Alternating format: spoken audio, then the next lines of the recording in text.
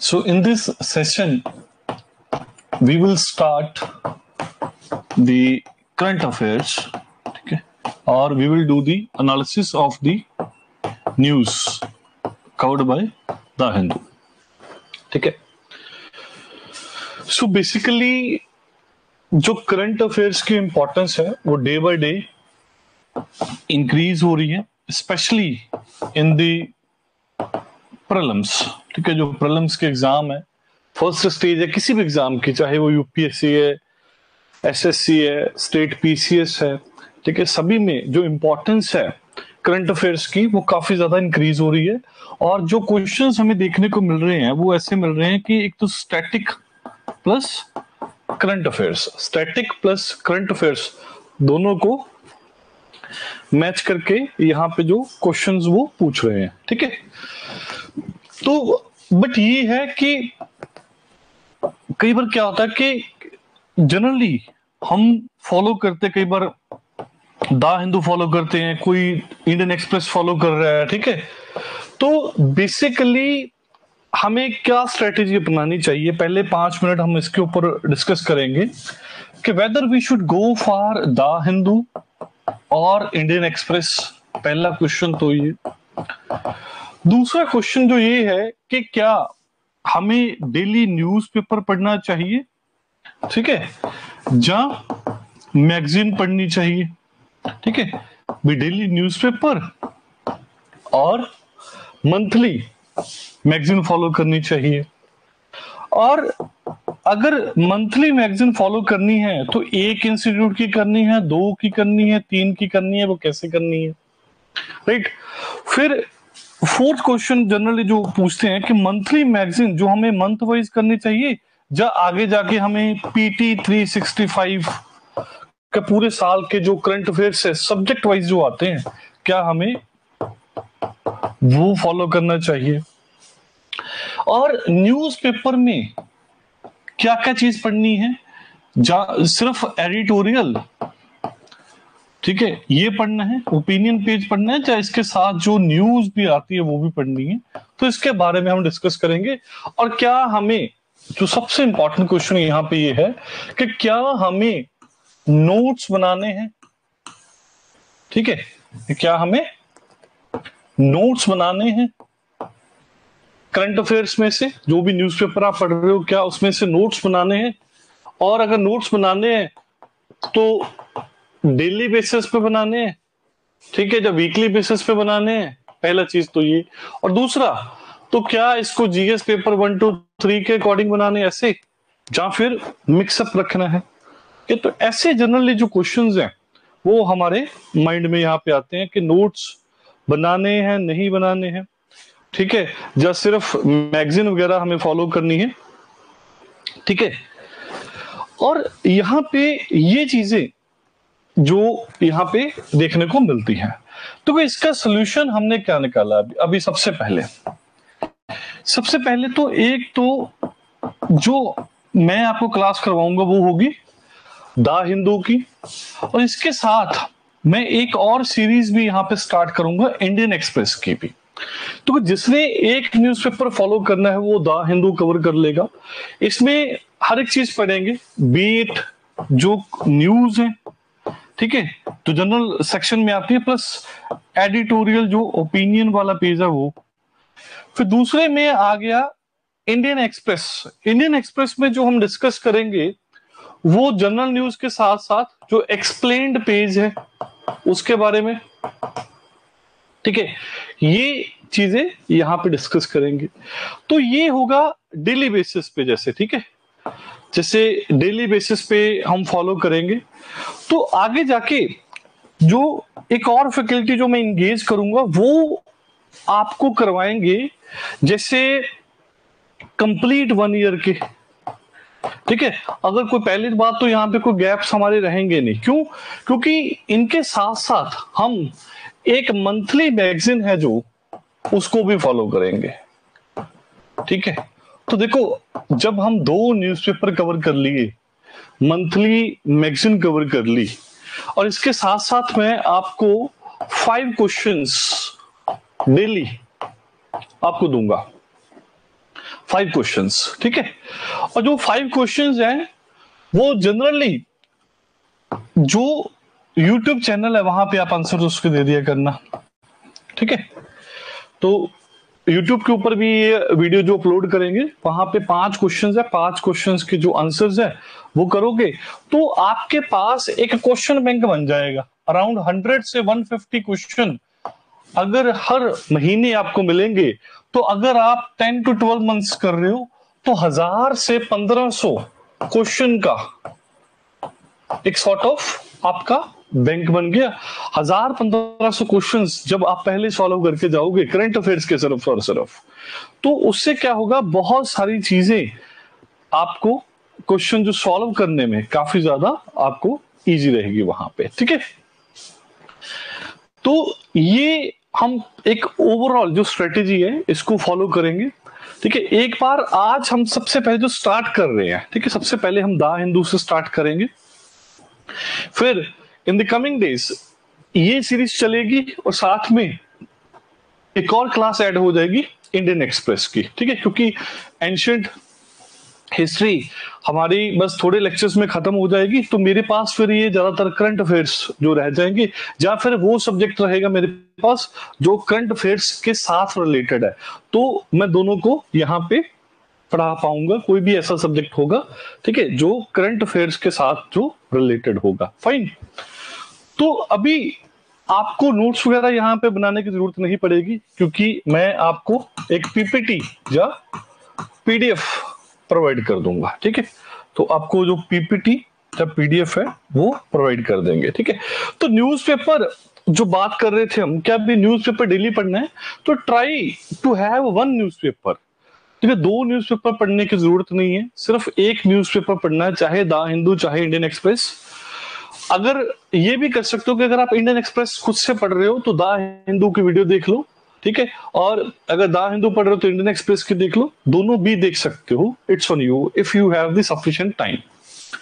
दूसरा, monthly magazine जब हम फॉलो करेंगे तो आपके जो भी गैप्स है वो यहाँ पे कवर हो जाएंगे और बहुत सारे जो क्वेश्चंस जब हम वैसे भी सॉल्व करेंगे तो उससे क्या है, इससे रिटेंशन बहुत अच्छी रहेगी।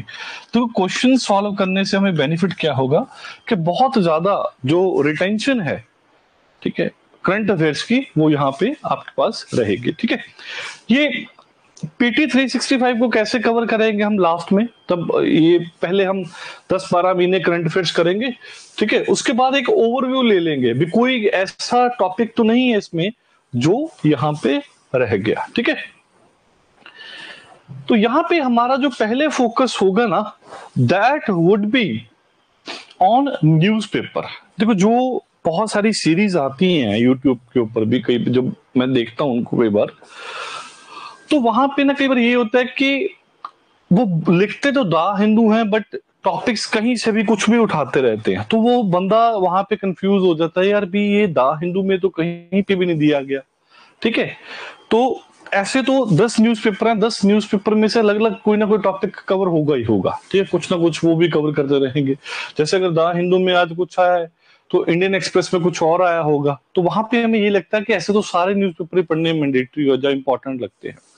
तो हमने यहाँ पे क्या करना है कि एक न्यूज़पेपर आप कोई भी चूज कर लो दोनों में से, क्योंकि जब हम एक न्यूज़पेपर पढ़ेंगे तो उसके साथ मंथली मैगजीन फॉलो करनी है, तो इसमें जो भी गैप्स हैं वो यहाँ पे कवर हो ही जाएंगे, ठीक है। चलो इसके बाद आज का जो न्यूज़पेपर है उसका एक ओवरव्यू ले लेते हैं। सबसे पहले भी न्यूज़पेपर में आज क्या चीजें आई हैं, ठीक है। जो मैं एडिशन फॉलो करूंगा that would be of the Mohali edition, ठीक है, जो नॉर्दर्न एडिशन है मोहाली वाला, ठीक है।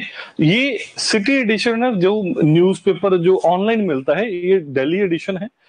देखो एडिशन में क्या डिफरेंस होता है, लोकल न्यूज को लेके कुछ कुछ जो चेंजेस हमें यहाँ पे देखने को मिलते हैं, ठीक है।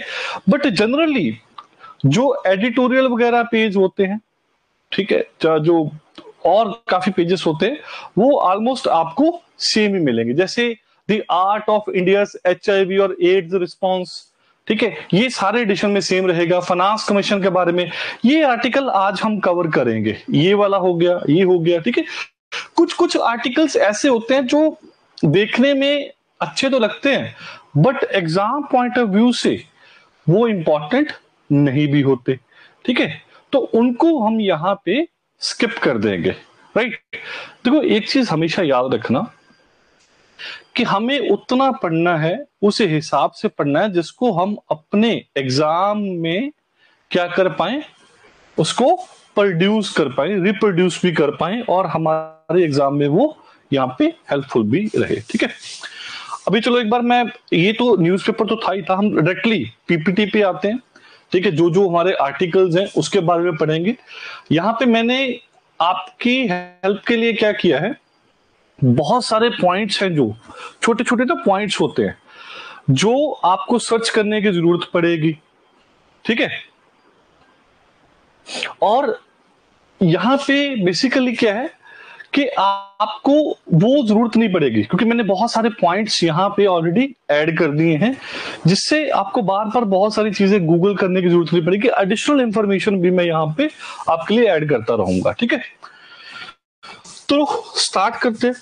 पहला, तो जो पहला आर्टिकल है, it is with regard to GI tag. देखो जीआई टैग यहां पे बेसिकली क्या है, ज्योग्राफिकल इंडिकेशन।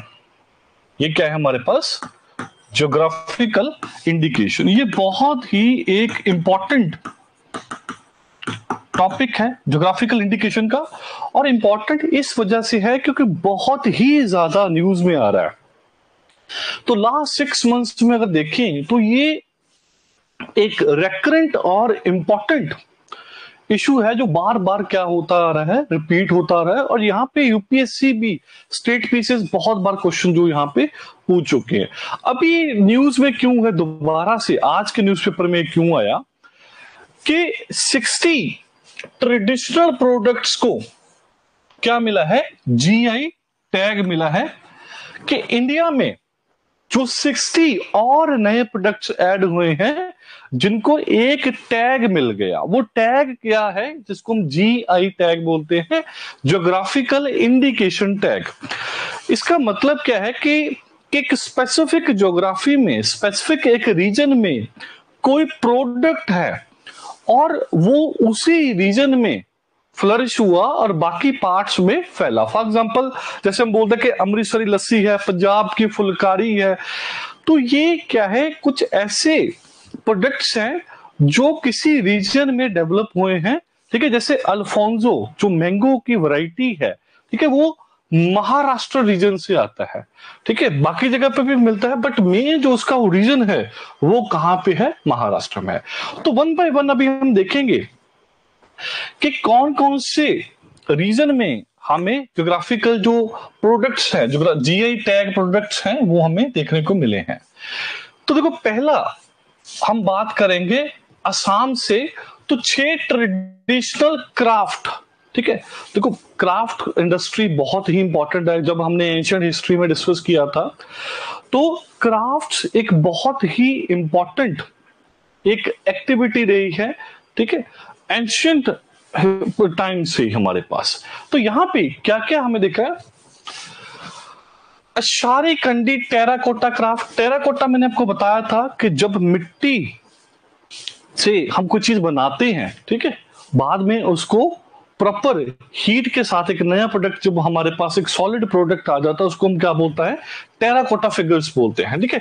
तो यहां पे असम में से अशारी कंडी टेराकोटा क्राफ्ट, सेकंड पानी मेटका क्राफ्ट, ठीक है। ये हमारे पास क्या है, सारे के सारे ये क्राफ्ट्स हैं, ठीक है। ये हमारे पास क्या है, क्राफ्ट है, जिनको जीआई टैग हमें यहां पे मिला है। सरथेबारी मेटल क्राफ्ट, जापी, जापी क्या है, bamboo headgear of the rural Assam, ठीक है। Next time I will try कि यहाँ पे मैं कुछ पिक्चर्स भी यहाँ पे ऐड कर दिया करूंगा। तो जापी क्या है, बंबू, बंबू से एक उन्होंने हेडगियर बनाया हुआ है, ठीक है, जैसे एक ताज होता है वैसे। तो इसको भी जीआई टैग मिला है। मिशिंग हैंडलूम प्रोडक्ट को जीआई टैग मिला है, और बीहू ढोल को भी जीआई टैग यहाँ पे मिला है। तो यहाँ पे जनरली जो क्वेश्चंस आपसे पूछेंगे कि which of the following traditional crafts have got the GI tag, या फिर ये इनको जीआई टैग मिला है तो कौन सी स्टेट से ये बिलोंग करते हैं। तो ऐसे जो क्वेश्चंस आपको पूछे जाएंगे। तो असम में से ये तो ट्रेडिशनल क्राफ्ट्स को तो मिला ही मिला है, इसके साथ साथ 13 और प्रोडक्ट्स हैं जिनको क्या मिला है, जीआई टैग यहां पे मिला है। उसमें से कौन कौन है? पहला है बोडो दो खाना। देखो जब भी बोडो वर्ड आपके दिमाग में आता होगा तो आपको एक टॉपिक भी कवर करवाया था, बोडोलैंड सिक्योरिटी, इंटरनल सिक्योरिटी में भी बोडोलैंड के बारे में आपने पढ़ा होगा। तो बोडो दो खाना, the traditional attire of the Bodo women, जो बोडो विमेन है, बोडो ट्राइब की जो बोडो विमेन है, वो एक ट्रेडिशनल एक जैसे वस्त्र जो पहनती है, ड्रेस पहनती है, उसको बोडो डोखाना बोलते हैं। वो उसको क्या मिला यहाँ पे, जीआई टैग मिला है। सेकंड, बोडो एरी सिल्क। देखो ये बहुत ही इंपॉर्टेंट पॉइंट यहाँ पे अगर आप देखोगे तो बोडो एरी सिल्क को क्या बोला जाता है, फैब्रिक ऑफ पीस, अहिंसा और नॉन वायलेंस। तो यहाँ पे एक बहुत ही इंपॉर्टेंट पॉइंट है कि बोडो एरी सिल्क, जिसको फैब्रिक ऑफ पीस भी बोला जाता है, इसको यहाँ पे जीआई टैग यहाँ पे मिलता है। और यहाँ पे ये किससे बनाया जाता है, कौन सी सिल्क वॉर्म, जो रेशम के कीड़े हैं, कौन से, सामिया रेसिनी, ठीक है, Samia ricini, that feeds mostly on the leaves of the castor plant. अगर आपने रेशम के कीड़ों से सिल्क बनती देखी होगी तो आपको एक आइडिया होगा। जब आज कोई भी वीडियो, छोटी सी वीडियो लगा के देख रहे हो तो आपको पता चल जाएगा जो रेशम के कीड़े हैं, ठीक है, वो कैसे खाते हैं पत्तों वगैरह को, जो और प्लांट्स को, और वहां से फिर ये क्या प्रोड्यूस करते हैं, रेशम प्रोड्यूस करते हैं। उनसे हमारा क्या बनता है, सिल्क के क्लॉथ्स वगैरह बनते हैं। तो बोडो एरी सिल्क एंड बोडो डोखाना, ये दो इंपॉर्टेंट यहाँ पे पॉइंट्स, इनको क्या मिला है, इनको भी जीआई टैग यहाँ पे मिला है along with the other products। फिर इसके साथ साथ बोडो जो मगरा ट्रेडिशनल स्कार्फ है, इसको मिला है। बोडो गमछा, ठीक है, गमछा आप समझते हो, बहुत सारे लोग गमछा पहनते हैं, हमारे केजरीवाल जी भी बहुत गमछा पहनते थे, ठीक है। Traditional dress of the Bodo man. And Bodo ठोरखा, ये क्या है, एक म्यूजिकल इंस्ट्रूमेंट है, इसको भी क्या मिला है, जीआई टैग मिला है। बोडो सिफंग, अ लॉन्ग फ्लूट, ठीक है, एक बंसरी है, इसको यहाँ पे जीआई टैग मिला है, ठीक है। तो यहां से आपको ये चीजें याद रखनी है, ठीक है, specially near about the exam. और दूसरी चीज ये भी है कि जब आप मंथली मैगजीन या कोई भी चीज फॉलो करोगे ना, जब बार बार चीजें रिपीट होती हैं तो एग्जाम में रिकॉल करना बहुत ही इजी हो जाएगा आपके लिए, ठीक है। तो इसके बाद और किस किस को यहां पे जीआई टैग मिला है, बनारस ठंडाई। ठंडाई तो आपको पता ना, एक ड्रिंक बनती है, ठीक है, बहुत फेमस है ये बनारस ठंडाई, इसको भी क्या मिला है, जो जीआई टैग मिला। बहुत लोगों ने पी भी होगी ठंडाई, ठीक है। तो ये मिल्क के साथ बनती है, इसमें बहुत सारे नट्स, सीड्स, स्पाइसेस वगैरह बना के बहुत अच्छे से, इसको बहुत सेंचुरीज पहले इंट्रोड्यूस किया गया था। और जनरली कब ज्यादा यूज करते थे, ऑफर करने के लिए यूज करते थे ठंडाई को, श्री काशी विश्वनाथ डाइटी के, ठीक है, on the occasion of Mahashivratri या रंगबरी एकादशी या होली। अभी रिसेंटली होली के दौरान ये बहुत ज्यादा ठंडाई तब भी बहुत ज्यादा यूज होती थी, तब भी ये न्यूज में थी, तो इसको भी क्या मिला है, जीआई टैग। और बनारस तबले को बनारस शहनाई, ठीक है, बनारस लाल भरवा मिर्च, ठीक है, जो भर के जो मिर्च, जो मसाले वाली मिर्च है, इसको, एंड बनारस लाल पेड़ा, इनको भी यहां पे क्या मिला है, जीआई टैग मिला है। तो ये बनारस रीजन का आ गया। इसके बाद त्रिपुरा रीजन में दो यहां पे इनको टैग्स मिले हैं, ठीक है। तो यहां पे अगर हम बात करें त्रिपुरा रीजन में, तो किसको मिला है, पंचरा रिगनाई, ये क्या है, ट्रेडिशनल ड्रेस है ये भी। और दूसरा माताबारी पेड़ा, माताबारी पेड़ा है, इसको भी यहां पे जीआई टैग मिला है। फिर मेघालय गारो टेक्सटाइल, मेघालय गारो टेक्सटाइल,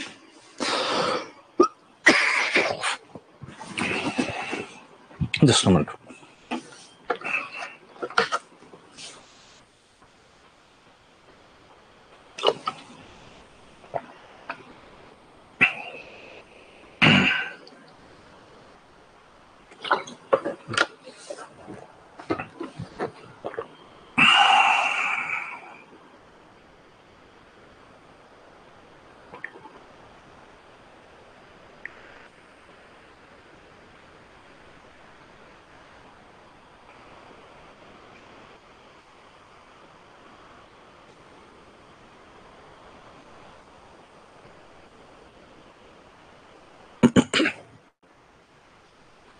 तो यहां पे हम डिस्कस कर रहे थे कि क्या मेघालय रीजन में, देखो ये तो है त्रिपुरा रीजन में, यहां पे पंचरा रिगनाई एंड माताबारी पेड़ा। मेघालय में मेघालय गारो टेक्सटाइल, गारो भी क्या है वहां पे एक ट्राइब है, and Meghalaya Larnai pottery and Meghalaya Chubichi, Chubichi वहां पे क्या है मेघालय रीजन में, जब भी आप कभी जाओगे वहां पे ड्रिंक है, ठीक है, इसको जैसे गोड गोड के जैसे यहाँ पे भांग वगैरह जो और चीजें बनाते हैं वहां पे ये ड्रिंक बनाई जाती है। इसको भी यहाँ पे क्या मिला है, जीआई टैग यहाँ पे मिला है। ये पॉइंट भी न्यूज में था, ठीक है, इस आर्टिकल में तो नहीं था, बट द हिंदू में एक उन्होंने क्विज पूछा हुआ है, और क्विज में उन्होंने बोला कि ये जो टर्म्स है अपतानी, मोम्पा, आदि, गालू, ताई खामती, निशी टेक्सटाइल भी ये क्या है। तो देखो इन सभी को यहाँ पे क्या मिला है, यहाँ पे जीआई टैग मिला है। क्वेश्चन उन्होंने पूछा था ये कौन सी स्टेट में से है, तो ये है फ्रॉम द अरुणाचल प्रदेश। इनको पहले क्या मिला था, जीआई टैग यहाँ पे मिला था, ठीक है। तो ये कई बार ना आपसे ये पूछ लेते हैं कि ये जो टर्म्स है आपतानी, मोम्पा, आदि, गालू, तो ये क्या चीज है, तो ठीक है, क्वेश्चन पूछ लेंगे कि ये बफेलोज है, फ्लावर्स है, ये प्रोडक्ट्स है जिनको जीआई टैग मिला है, ऐसे करके जो स्टेटमेंट्स आपको देखने को मिलेगी। आपतानी, मोम्पा, आदि, गालू जब आपको बोलेंगे कि ये ट्राइब है अरुणाचल प्रदेश के, फिर बोलेंगे जीआई प्रोडक्ट्स, जो जीआई टैग प्रोडक्ट्स हैं, ऐसे करके जो स्टेटमेंट्स यहाँ पे देखने को मिलती है। अगर आपने प्रीवियस ईयर क्वेश्चंस देखे होंगे तो ऐसे क्वेश्चंस बहुत ही ज्यादा वहां पे रिपीट होते हैं, ठीक है। तो मरुआ आपो, ये क्या है, मरुआ मिलेट बेवरेज है, मिलेट से हमें एक ड्रिंक बनाते हैं, बेवरेज बनाते हैं, इसको भी यहाँ पे जीआई टैग आपको मिला है। अच्छा आगे हम देखते हैं कि जीआई टैग है क्या, क्या चीज है, हमने इसके रिगार्डिंग क्या एक्ट लेके आए। देखो इंडिया में जीआई टैग के प्रति हमने एक एक्ट पास किया था, geographical indications of goods registration and protection act 1999, ठीक है।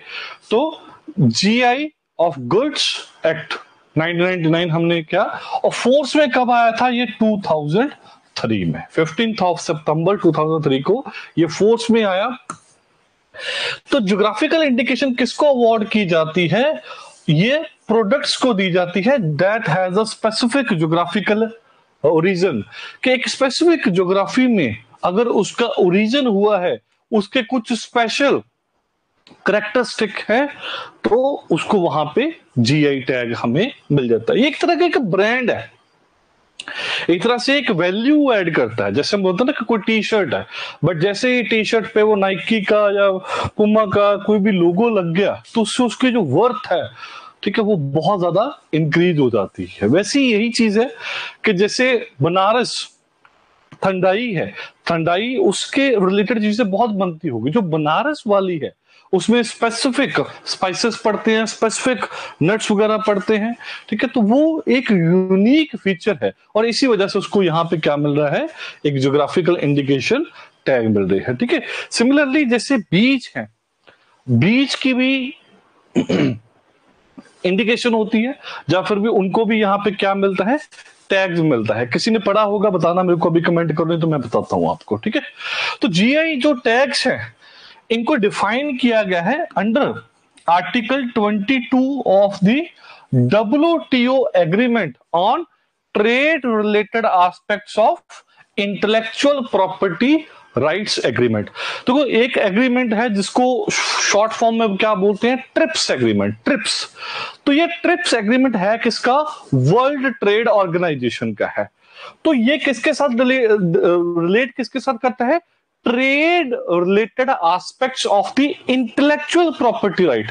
देखो जो इंटेलेक्चुअल प्रॉपर्टी राइट्स, इंटेलेक्चुअल मतलब वहां पे जो नॉलेज है, जो इंफॉर्मेशन है, ठीक है, वो भी एक तरह की प्रॉपर्टी है, और उसके ऊपर भी क्या है, राइट्स है। जैसे कोई यार मेडिसिन बनती है, मेडिसिन में स्पेसिफिक सॉल्ट्स होते हैं, वो रिसर्च वगैरह करके उन्होंने बनाया, तो ये नहीं कि उसको ऐसे इमीडिएटली कोई भी कॉपी कर लेगा, राइट, क्योंकि उनके ऊपर उनके क्या है, राइट्स हैं। तो ऐसे ही इन चीजों के ऊपर जब जीआई टैग मिल जाता है इन चीजों को, तो यहां पे क्या है कि उनके भी एक तरह से उनका नाम वगैरह यूज नहीं किया जा सकता। जैसे कि ब्रांड वैल्यू है, जैसे कोई भी ऐसे नहीं भी वो नाइकी वाला जो लोगो है, ठीक है, उसको ऐसे ही यूज कर पाए। अच्छा, सेकंड यहां पे आप मेरे को ये बताओ कि आपको क्या किसी को पता है विदाउट गूगल किए कि फर्स्ट जीआई टैग है वो किसको मिला था इंडिया में? ऐसा कौन सा प्रोडक्ट है जिसको जीआई टैग यहां पे मिला था इंडिया में फॉर दी फर्स्ट टाइम? अच्छा, अभी तक अराउंड 635 प्रोडक्ट्स हैं इंडिया में से, ठीक है। तो मोर देन 630 प्रोडक्ट्स इंडिया में जिनको जीआई टैग यहां पे मिल चुका है। फर्स्ट जीआई टैग मैं बता देता हूं किसको मिला था।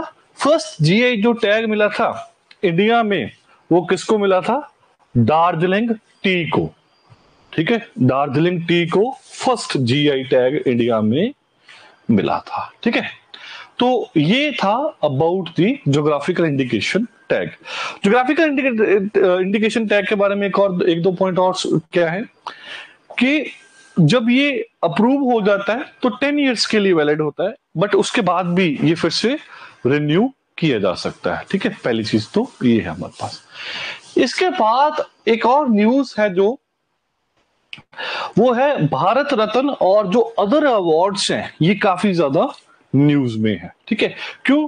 क्योंकि अभी रिसेंटली जो गवर्नमेंट ने भारत रत्न और जो बाकी के अवार्ड्स वगैरह कॉन्फर किए थे, और आज के न्यूज़पेपर में आप देखोगे अगर तो जो प्रेसिडेंट है वो अवार्ड कॉन्फर कर रहे हैं।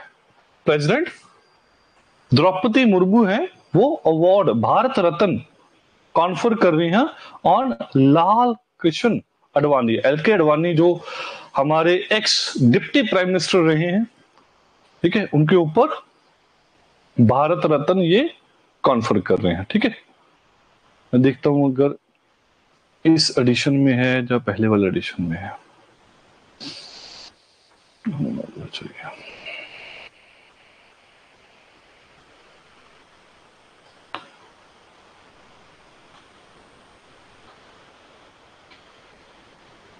ये रहा बच्चों, ठीक है।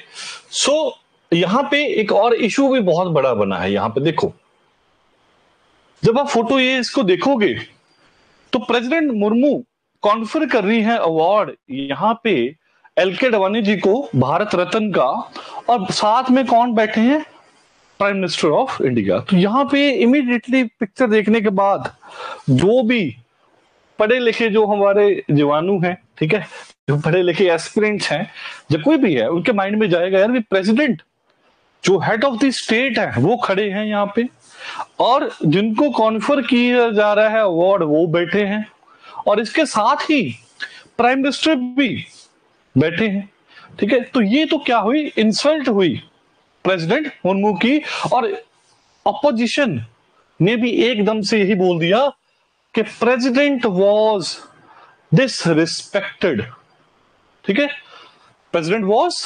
डिसरिस्पेक्टेड। उन्होंने बोला यहां पे कि मोदी जी ने डिसरिस्पेक्ट किया है। क्यों? क्योंकि वो एंटी विमेन है एंड एंटी दलित है, एंटी विमेन है एंड एंटी दलित है। तो उनको तो यहां पे एक स्लोगन चाहिए था ये चीज को लेके। बट यहां पे इसके बाद जो रामनाथ कोविंद, जो हमारे प्रेसिडेंट, जो फॉर्मर प्रेसिडेंट हैं, ठीक है, अशोक मलिक उनके प्रेस सेक्रेटरी हैं, उन्होंने ट्विटर के ऊपर, ट्विटर जिसको एक्स बोल रहे हैं अभी हम, उसके ऊपर इन्होंने एक मैसेज जब पोस्ट किया, उन्होंने बोला कि एज पर प्रोटोकॉल, जो प्रोटोकॉल है, ठीक है, वहां पे प्रेसिडेंट और जो रेसिपिएंट है वो खड़े होते हैं, कि प्रेसिडेंट तो खड़े हैं ही हैं, तो रेसिपिएंट भी क्या होने चाहिए, खड़े होने चाहिए। और उन्होंने बोला कि बाकी के जितने भी गेस्ट हैं वो क्या रहते हैं वहां पे, वो सीटेड रहते हैं, वो वहां पे बैठे रहते हैं। तो यहां पे उन्होंने ये भी बोला कि प्राइम मिनिस्टर बैठे अपनी जगह पे, ठीक है, एक्चुअल में खड़े किसको होना चाहिए था, लाल कृष्ण आडवाणी जी को होना चाहिए था। बट उन्होंने ये भी बोला कि ये भी है कि अगर रेसिपिएंट बहुत क्या है, बुजुर्ग हैं, या उनसे खड़ा नहीं हुआ जा रहा, तो तब उसके टाइम पे वो बैठे रह सकते हैं। तो अभी हमें ये नहीं पता कि प्राइम मिनिस्टर को एक्चुअल में वहां पे खड़े होना चाहिए था या नहीं होना चाहिए था, ठीक है, बट उन्होंने इस चीज को ऐसे सपोर्ट किया कि उन्होंने बोला कि प्रोटोकॉल यही है कि जब भी प्रेसिडेंट कॉन्फर करती हैं भारत रत्न या कोई भी अवार्ड, तो जो जिसके ऊपर कॉन्फर किया जाता है वो भी खड़ा होता है और प्रेसिडेंट भी वहां पे खड़ी होती है, ठीक है। तो उन्होंने यहाँ पे बोल दिया कि प्राइम मिनिस्टर अपने हिसाब से सही हैं और लाल कृष्ण आडवाणी जी बुजुर्ग हैं, तो इस वजह से वो यहाँ पे खड़े नहीं हो पाए, ठीक है। तो ये यहाँ पे उन्होंने चीज यहाँ पे बोली। तो हमारा मोटिव इस चीज को है ही नहीं है कि कौन खड़ा है कौन बैठा है, ठीक है। हमारा मेन मोटिव है विद रिस्पेक्ट टू अवार्ड्स, कि हमें तो भाई यूपीएससी एस्पिरेंट को तो ये पता होना चाहिए कि जो ये जो अवार्ड्स हैं वो कैसे कॉन्फर होते हैं, कहां पे होते हैं, क्या अगर पोस्टुमसली, ठीक है, पोस्टुमसली के मरने के बाद क्या वो कॉन्फर किए जा सकते हैं, ठीक है, या नहीं किए जा सकते। तो इन चीजों के बारे में कि भारत रत्न में और जो बाकी के अवार्ड्स हैं, पद्म भूषण है, विभूषण है, पद्मश्री है, इनमें क्या क्या डिफरेंसेस है, ठीक है, इसके बारे में हम पढ़ेंगे। न्यूज में क्यों है मैंने आपको बता दिया कि प्रेसिडेंट मुर्मू ने अभी कॉन्फर किया है भारत रत्न ऑन एलके अडवाणी। सिर्फ ये लाल कृष्ण आडवाणी जी को नहीं दिया गया, और भी काफी पर्सन्स हैं जिनको ये जो भारत रत्न अवार्ड कईयों को कॉन्फर कर दिया, कईयों को भी करना बाकी है इस साल के लिए। देखो अभी भारत रत्न है जो ये इंडिया का हाईएस्ट सिविलियन ऑनर है। सिविलियन ऑनर समझ के कि यहाँ पे मिलिट्री ऑनर की बात नहीं कर रही, कि एक सिविलियन को ये अवार्ड दिया जा रहा है, जा ऑनर दिया जा रहा है। तो यहाँ पे एक चीज क्या है कि इस साल कितने लोगों को कॉन्फर किया गया है, 5 एमिनेंट पर्सनैलिटी को, ठीक है। तो जनरली जो रूल है, रूल के अकॉर्डिंग 3 लोगों को मैक्सिमम एक साल में भारत रत्न दिया जाता है, रूल ये है। बट रूल को 1-2 बार ब्रेक किया गया है, तोड़ा गया है। तो इस साल 5 बंदों को भारत या 5 पर्सन्स को भारत रत्न कॉन्फर किया जाता है। तो जनरली किनको कॉन्फर किया जाता है, जो तो बहुत रिमार्केबल कंट्रीब्यूशन है, जो अचीवमेंट है इन पॉलिटिक्स, या गवर्नेंस में, या एग्रीकल्चर में। एग्रीकल्चर का नाम जब भी आएगा तो एक पर्सन आपको हमेशा याद आएगा, MS स्वामीनाथन, ठीक है, जिनको फादर ऑफ ग्रीन रेवोल्यूशन भी बोला जाता है। उनको भी इस साल जो भारत रत्न है वो कॉन्फर किया गया है। तो किन किन को इस साल जो कॉन्फर किया गया था, ये तो एग्जाम पॉइंट ऑफ व्यू से बहुत ही इंपॉर्टेंट है। अगर कोई आप SSC दे रहे हो, कोई स्टेट PCS दे रहे हो, या कोई भी छोटा एग्जाम दे रहे हो, ठीक है, चाहे वो सब इंस्पेक्टर का है, नैब तहसीलदार का है, कोई बैंक PO का है, तो वहां पे इनके नेम तो आपको हर हाल में पता होने चाहिए कि इस साल जो भारत रत्न है वो किसको गया है। तो एक तो है कर्पूरी ठाकुर, दूसरा जिनके बारे में मैंने आपको बताया MS स्वामीनाथन, फिर पीवी नरसिम्हा राव, लाल कृष्ण अडवाणी एंड चौधरी चरण सिंह। तो आपको यहाँ पे एक चीज तो पता चल गई कि ज्यादातर ये जो पर्सन्स हैं ये किसके साथ रिलेटेड हैं, जो पॉलिटिक्स के साथ रिलेटेड हैं। और जो एम एस स्वामीनाथन है ये एग्रीकल्चर के साथ यहाँ पे रिलेटेड है। ठीक है, तो वैसे मैंने आपको पहले बता दिया, मैंने मेंशन भी कर दिया कि रूल क्या है यहाँ पे, कि मैक्सिमम 3 अवार्ड दिए जाते हैं एक साल में, बट ये रूल को ब्रेक किया गया। सबसे पहले कब ब्रेक किया था, ये पहली बार नहीं ब्रेक किया गया। ठीक है, 1999 में इस रूल को ब्रेक किया गया था। बहुत बार देखो एक क्वेश्चन ऑलरेडी यूपीएससी पूछ चुकी है इन अवार्ड्स के ऊपर। ठीक है, तो इसके बाद भी क्वेश्चन आगे जाके पूछे जा सकते हैं। तो रूल ब्रेक कब हुआ कि जब 4 लोगों को ये भारत रत्न दिया गया। तो जयप्रकाश नारायण जेपी मूवमेंट के लिए बहुत फेमस है ना, अमर्त्य सेन को, गोपीनाथ बरदोलोई एंड रविशंकर, इन चारों को क्या दिया गया, भारत रत्न यहां पे दिया गया। तो इस बार भी ये जो रूल है वो ब्रेक किया गया और 5 लोगों को इस बार भी ये जो भारत रत्न है इस साल भी दिया गया।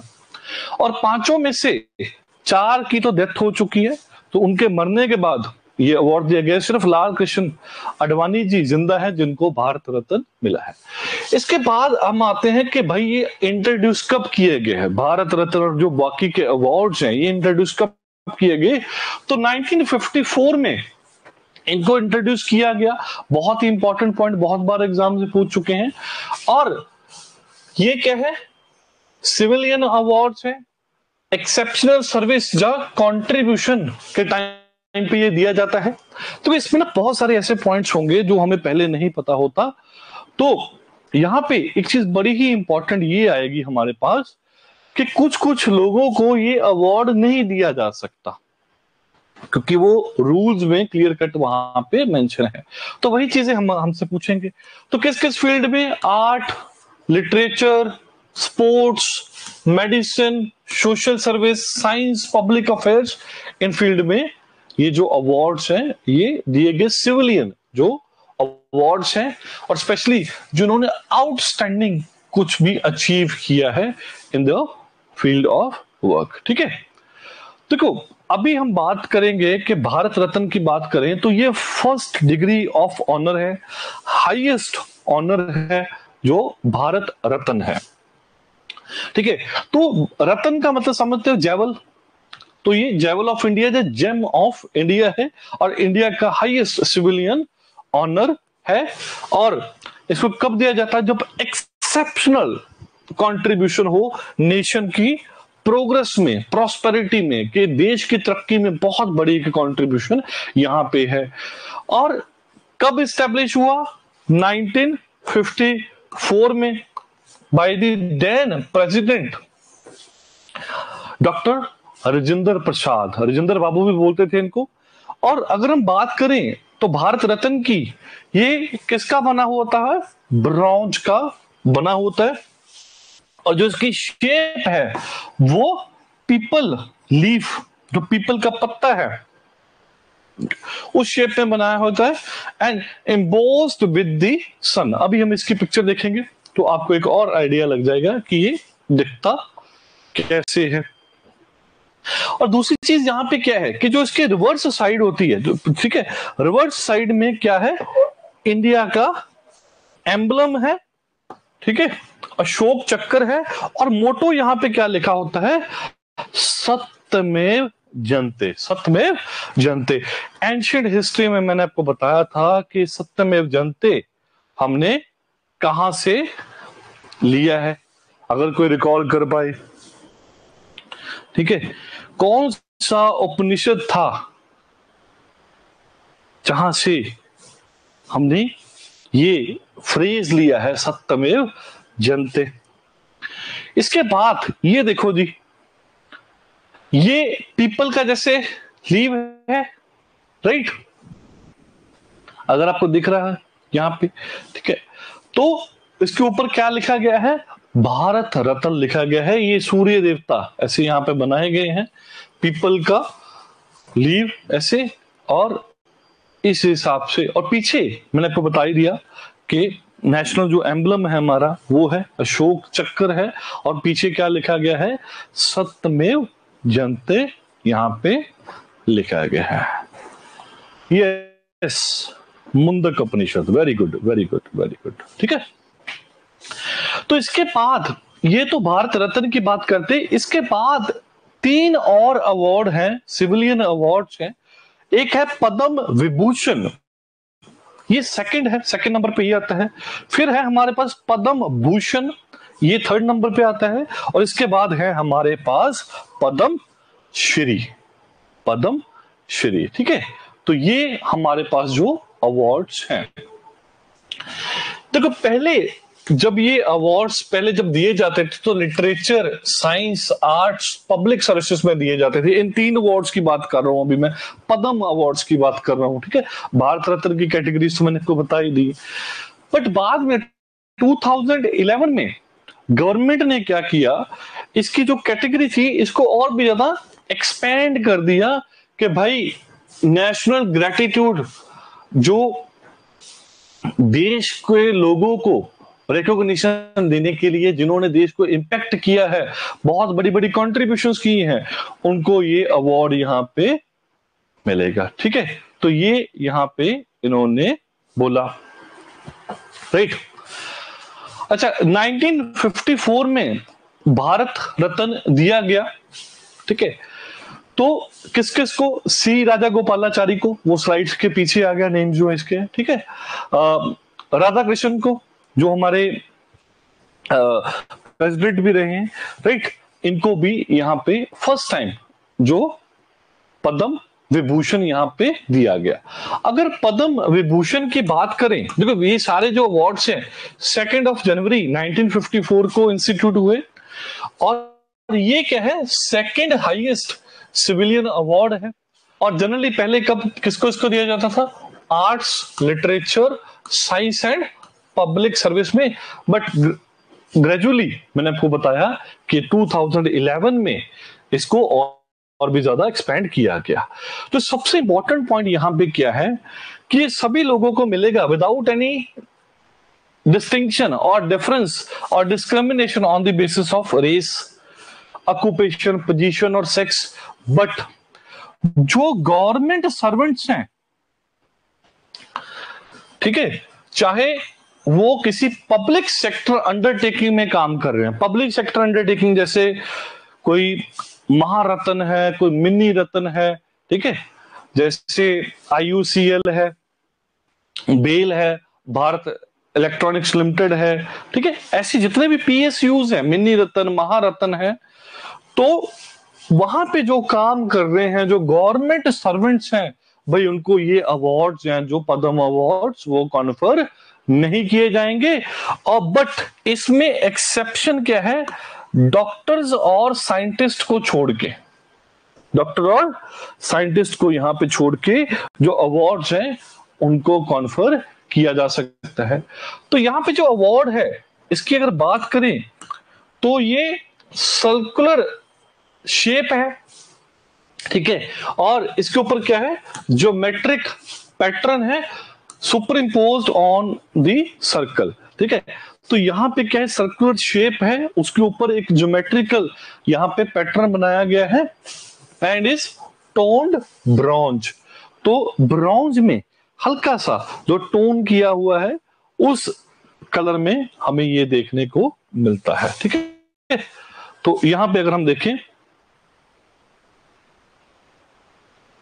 इसकी पिक्चर, तो पद्म विभूषण, तो ब्रॉन्ज, टोन्ड ब्रॉन्ज जो है, ठीक है, यहां पे अवार्ड्स आप देख रहे हो तो सर्कुलर शेप में, और उसके बाद इसके ऊपर जो ज्योमेट्रिकल ऐसे जो इंपोजिशन यहां पे की हुई है। यहां पे भी, यहां पे देखो आप कि सर्कुलर शेप में, इन बिटवीन भी यहां पे क्या है? तीनों में सर्कुलर शेप्स हैं, और साथ साथ में इसके ऊपर डिजाइनिंग की है, और इसके ऊपर लिखा है पद्म विभूषण, फिर पद्म भूषण एंड पद्म श्री, ठीक है। तीनों के ऊपर पद्म लिखा है, नीचे विभूषण, भूषण एंड श्री ऐसे लिखा हुआ है, ठीक है जी।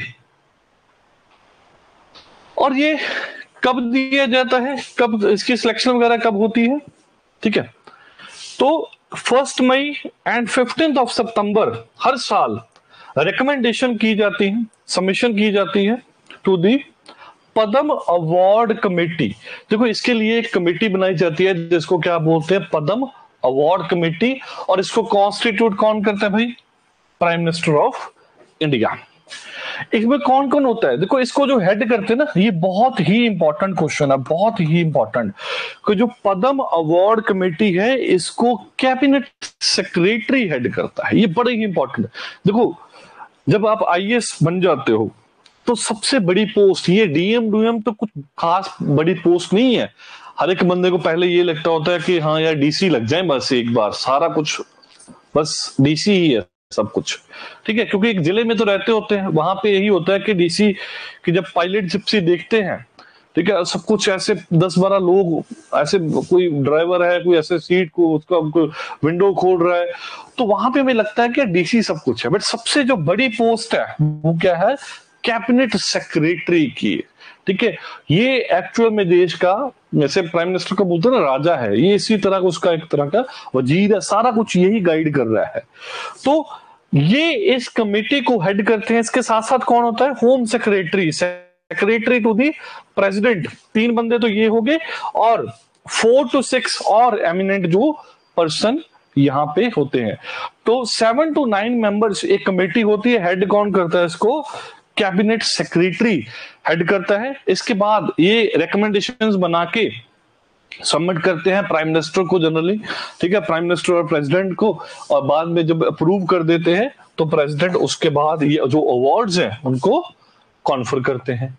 अच्छा, इसके बाद 3rd नंबर पे जो कैटेगरी है वो है पद्म भूषण। देखो पहले नंबर पे भारत रत्न, फिर पद्म विभूषण और फिर है पद्म भूषण, राइट। तो इसको भी 1954 में ही कॉन्स्टिट्यूट किया गया था, ठीक है।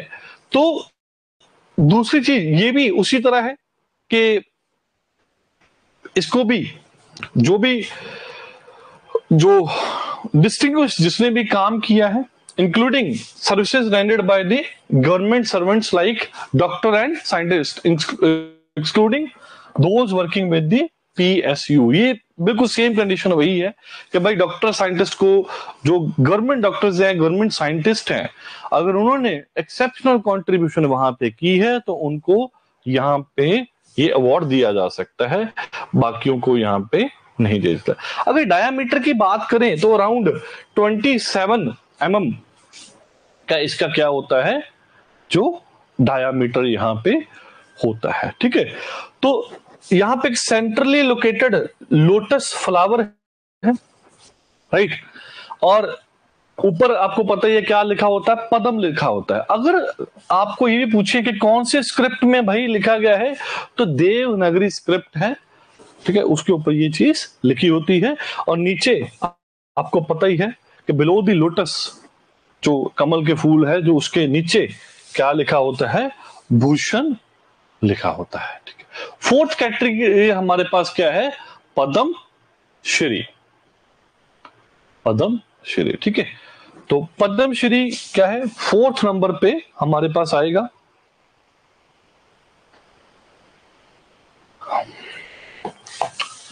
पद्मश्री की बात करें तो इसको भी 1954 में किया गया। उसी तरह ये भी सबसे ऊपर क्या लिखा होता है, पद्म, नीचे क्या लिखा है, श्री लिखा गया है। लोटस फ्लावर यहाँ पे भी क्या है, सेंटर में है। बट इसको किस में बनाया जाता है, स्टेनलेस स्टील में, ठीक है। बट पेरिफेरी में क्या है, पेरिफेरी में हमारे पास होता है ब्रॉन्ज, ठीक है। तो यहाँ पे अगर आप देखोगे तो यहाँ पे ये लोटस फ्लावर बना हुआ है, ठीक है, तीनों में। और उस हिसाब से अलग अलग जो कलर्स है, और लिखा हो यहाँ पे एक पे पद्म विभूषण, पद्म भूषण एंड पद्म श्री यहाँ पे से लिखा हुआ है, ठीक है। तो ये था अबाउट द अवार्ड्स। तो कौन से अवार्ड्स हैं, सबसे ऊपर कौन है, कब कॉन्स्टिट्यूट हुए, ठीक है, इस साल किनको ये दिया गया मेजर जो भारत रत्न के बारे में, ठीक है। तो पद्मश्री या पद्म भूषण या विभूषण ये बहुत ज्यादा लोगों को मिलता है, तो यहां पे याद रखने की जरूरत नहीं है। इसके बाद आता है the art of India's HIV AIDS response. देखो ये आर्टिकल द हिंदू में आया, जब ये क्यों आया है, स्पेसिफिक सिग्निफिकेंस है 1 अप्रैल। देखो 20 इयर्स अगो, 20 साल पहले 1 अप्रैल 2004 को हमने, इंडियन जो गवर्नमेंट है इन्होंने फ्री एंटी रेट्रोवायरल थेरेपी, जिसको आर्ट भी बोलते हैं, इसको लॉन्च किया था इंडिया में, ठीक है। फ्री देखो ऑलरेडी ये थी, ठीक है, जो आर्ट है, जो एंटी रेट्रोवायरल जो थेरेपी है, इसको फ्री में स्टार्ट किया गया था, किसके लिए, पर्सन लिविंग विद HIV। देखो इसके बारे में आप पढ़ोगे HIV के बारे में, ठीक है, ह्यूमन इम्यूनो डेफिशिएंसी वायरस है जो, ठीक है, ये हमारा जो इम्यून सिस्टम है उसके ऊपर अटैक करता है। साइंस एंड टेक में आप बहुत डिटेल में पढ़ोगे, ठीक है, मैं जस्ट आपको एक ओवरव्यू दे रहा हूं अगर किसी को नहीं भी पता। तो इंडियन गवर्नमेंट ने यहां पे लॉन्च किया था कि भाई जो पर्सन लिविंग विद HIV हैं उनको हम फ्री ये थेरेपी देंगे। क्यों? क्योंकि कॉस्टली बहुत थी, ठीक है। और उसी की वजह से आज इस आर्टिकल में बताया गया है कि भाई इसकी वजह से बहुत ज्यादा बेनिफिट हुआ है। और इसमें उन्होंने बताया है राइटर्स ने कि आज के टाइम पे जो HIV या एड्स के बारे में हम बात करेंगे कि उसका आज क्या स्टेटस है। तो मीन्स पॉइंट ऑफ व्यू से ये आर्टिकल बहुत ही इंपॉर्टेंट है, ठीक है। देखो जो फर्स्ट एंट्री रेट्रोवायरल जो ड्रग आया था जिसको बोलते हैं AZD, ठीक है, अजाइडोथायामाइडाइन, ठीक है, जिसको जाइडोवुडाइन भी बोलते हैं, ZDB या AZT। तो ये फर्स्ट एंटी रेट्रोवायरल ड्रग था जिसको अप्रूव किया गया था by the US FDA, food and drug administration. कब अप्रूव हुआ था? मार्च 1987 में। इसके बाद 3 और नए ड्रग्स भी आए। देखो इससे पहले हमारे पास जो ड्रग्स नहीं थे इस वायरस को कंट्रोल करने के लिए, डिफीट करने के लिए, तो बाद में नए नए जो ड्रग्स थे वो आते गए, ठीक है। और इससे हमें काफी ज्यादा जो बेनिफिट आगे जाके देखने को मिला।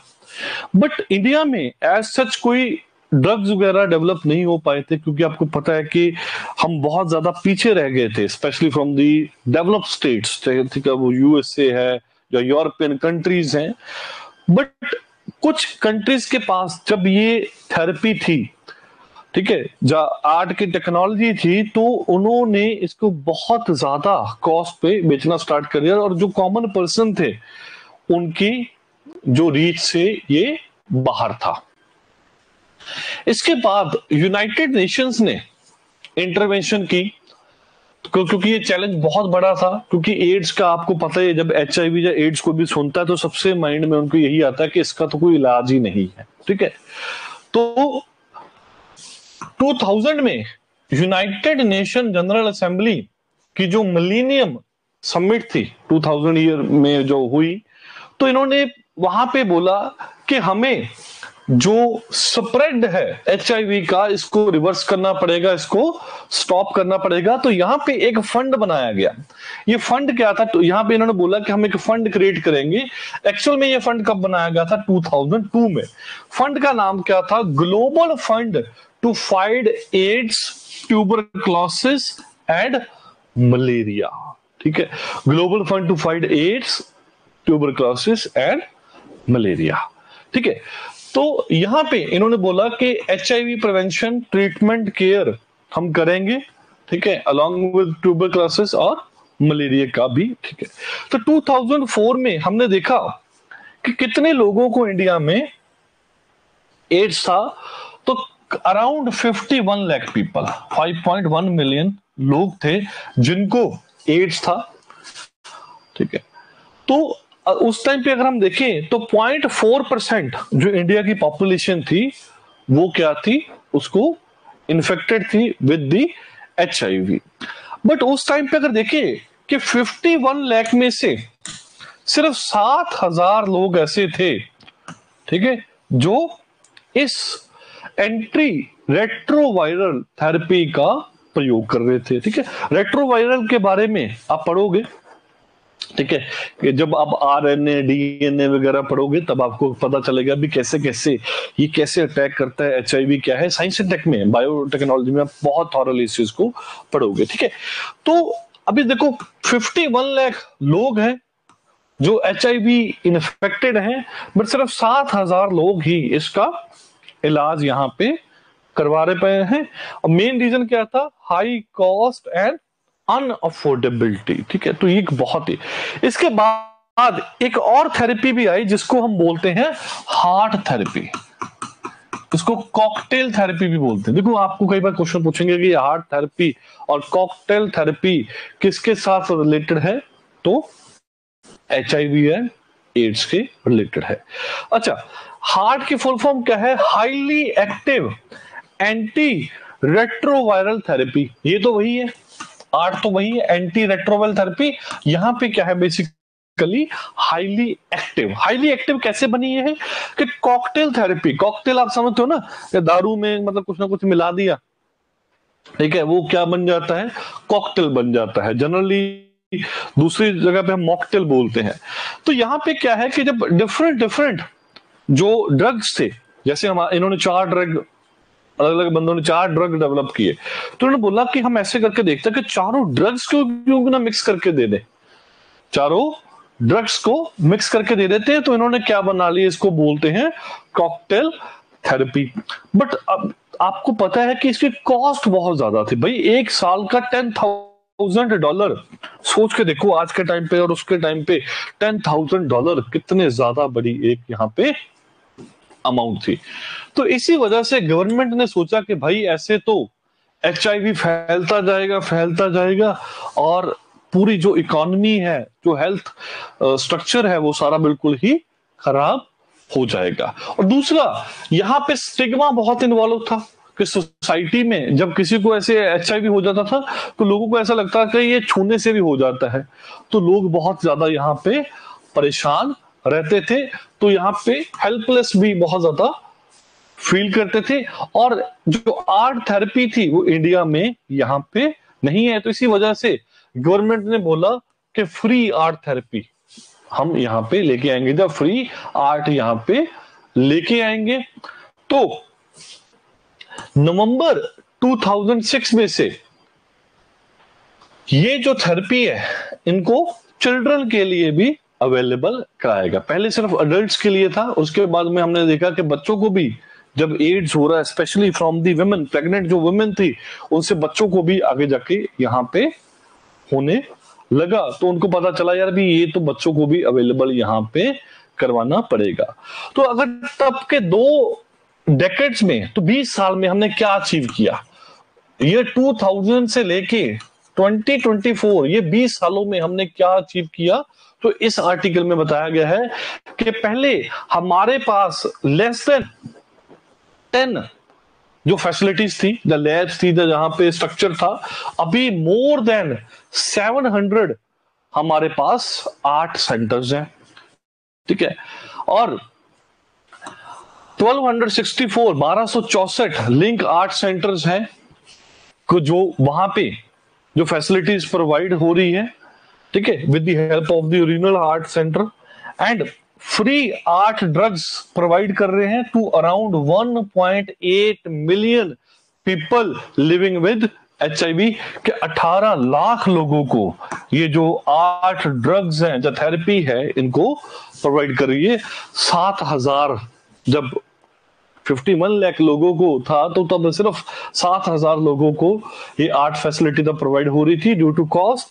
अभी 18 लाख लोग हैं जो आर्ट, जो फ्री आर्ट का यहाँ पे जो बेनिफिट उठा रहे हैं। ठीक है, तो ये एक बहुत ही इंपॉर्टेंट था। दूसरा चीज कि ये सिर्फ और सिर्फ पीपल लिविंग विद HIV से कंसर्न नहीं है।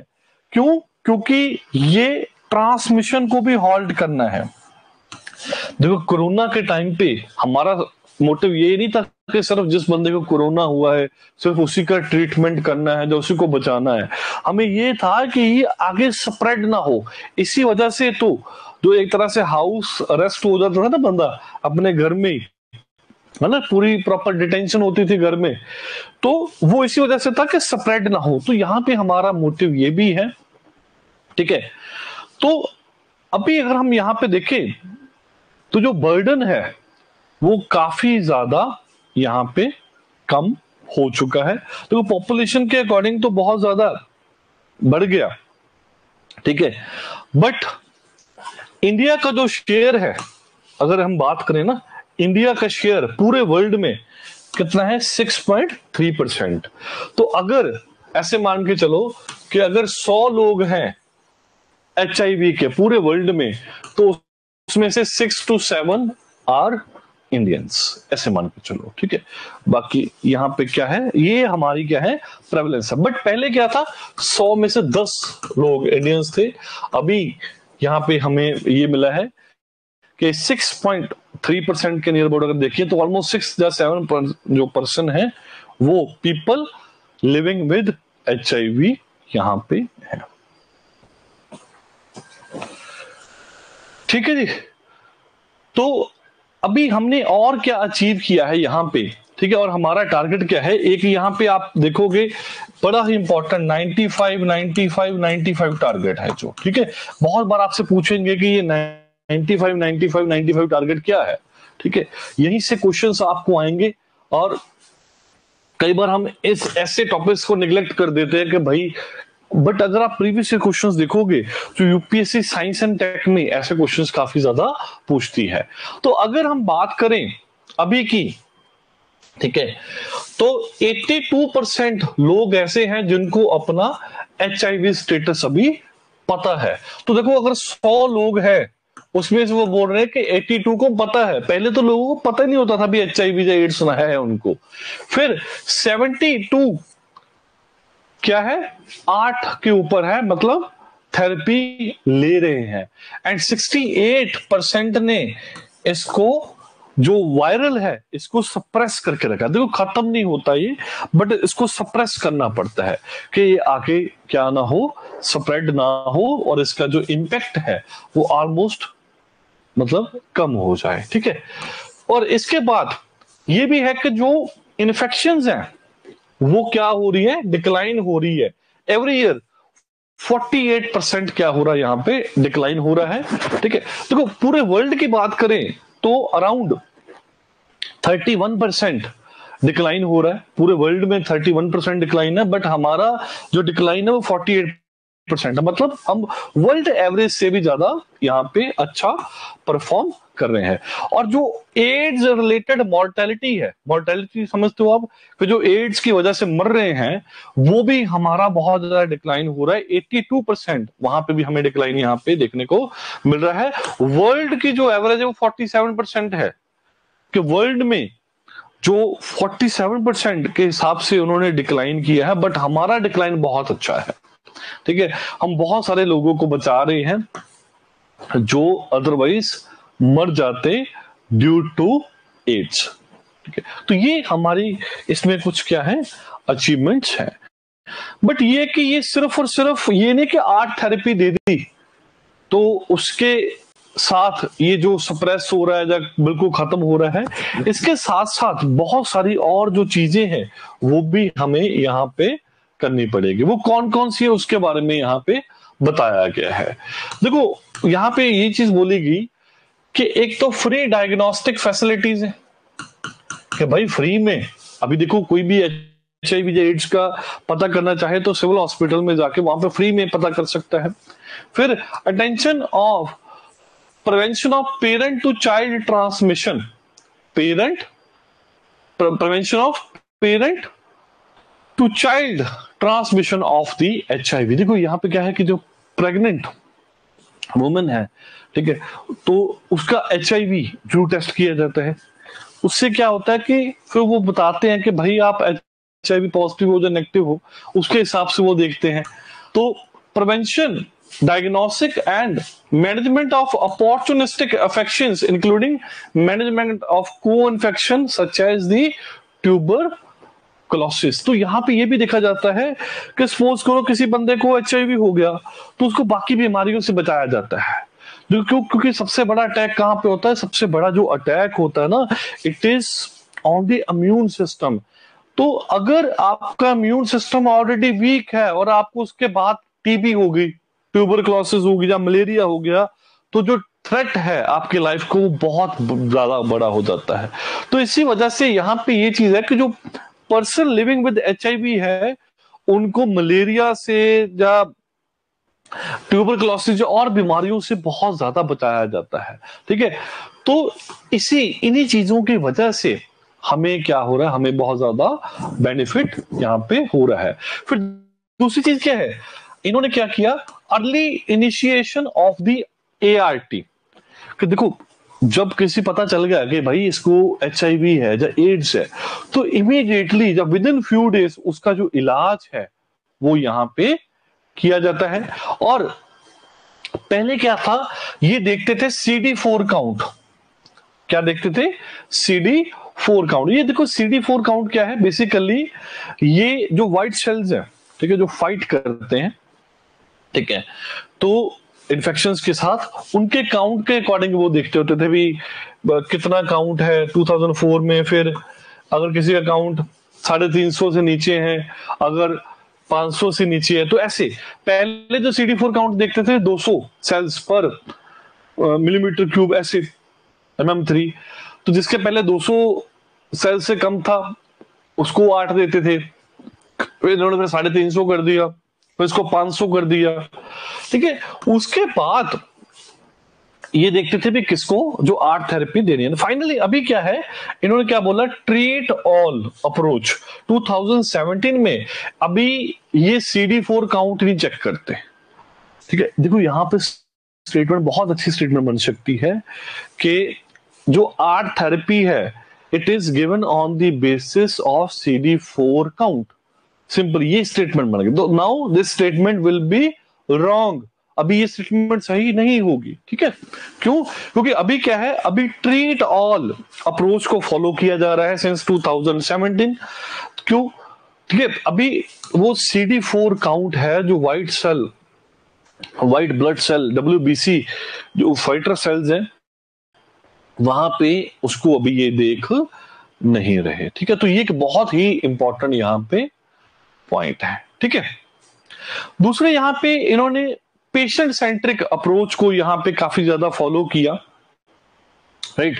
तो इन्होंने कैसे, एक तो 8 सेंटर्स बहुत बढ़ा दिए। उससे क्या था कि एक एक हॉस्पिटल में बहुत कम जो हमें देखने को मिलते थे पेशेंट्स की OPD जो डेली, क्योंकि जब ज्यादा सेंटर्स बनने लगे, ज्यादा हेल्थ केयर वर्कर्स आ गए, तो एक एक सेंटर के ऊपर जो प्रेशर था वो काफी ज्यादा यहाँ पे रिड्यूस हो गया। फिर दूसरा क्या था कि नई हमारे पास क्या आते गए, ड्रग्स आते गए, ठीक है। One of the drug is DTG, डोलुटेग्रावायर, ठीक है, जा डोलुटेग्रावायर। तो यहां पे बेसिकली क्या है, DTG है जो ये सुपीरियर ड्रग है जिसकी वायरोलॉजिकल एफिकेसी बहुत है। वायरोलॉजिकल एफिकेसी मतलब जो वायरस के साथ फाइट करने की क्षमता है वो बहुत ज्यादा यहाँ पे है, और इसके एडवर्स इफेक्ट भी बहुत कम है। देखो जब नई नई टेक्नोलॉजी आती जाएगी, नए नए ड्रग्स आते जाएंगे, एफिकेसी आती जाएगी, तो उससे हमें बहुत ज्यादा क्या मिलेगा, बेनिफिट यहाँ पे मिलेगा। और इसके बाद 2021 में इंडिया ने अडॉप्ट किया policy of rapid ART initiation. देखो रैपिड ART क्या है कि जैसे ही किसी पर्सन के बारे में हमें पता चला डायग्नोसिस के बाद कि भाई ये HIV पॉजिटिव है, तो विद इन 7 days और in some cases the same day हम उसके ऊपर ART चालू कर देंगे। तो पहले क्या था, ART चलाते चलाते बहुत टाइम निकल जाता था, ठीक है, और जो कंडीशन थी वो कई बार क्रिटिकल हो जाती थी।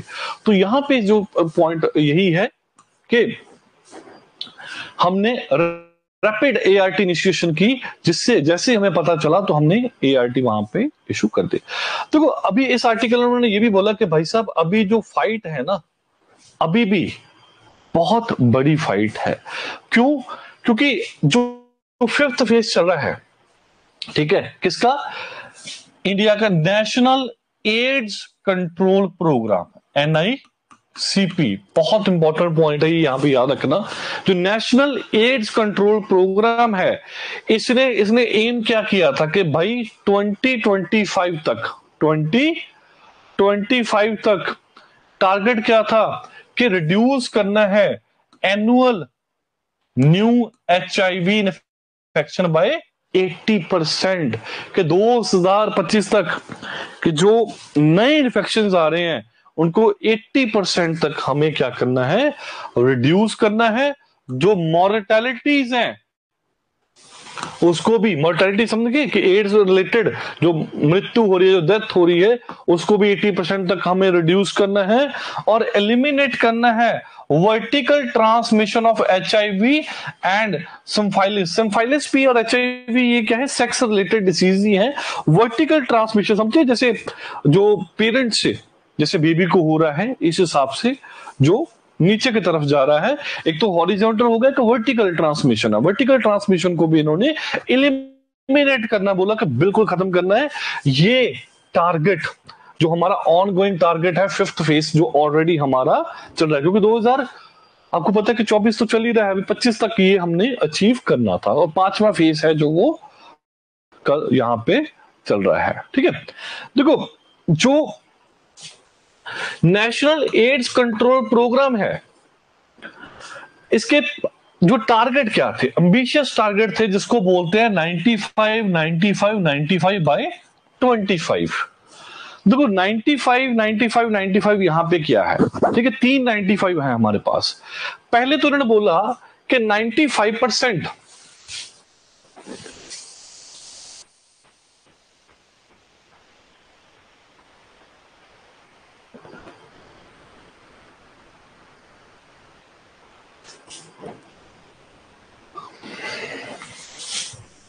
ठीक है, पहली चीज उन्होंने क्या बोली कि यहां पे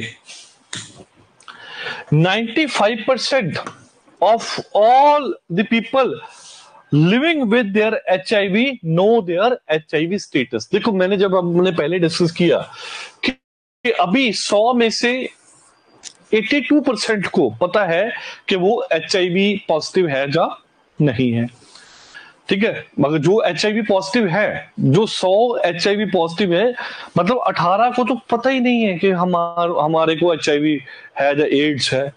तो बेसिकली उन्होंने बोला कि इसको कहां तक लेके आना, 95 तक। जब तक लोगों को पता ही नहीं चलेगा तब तक इलाज कैसे होगा, पहली चीज तो यहां पे इन्होंने ये बोली।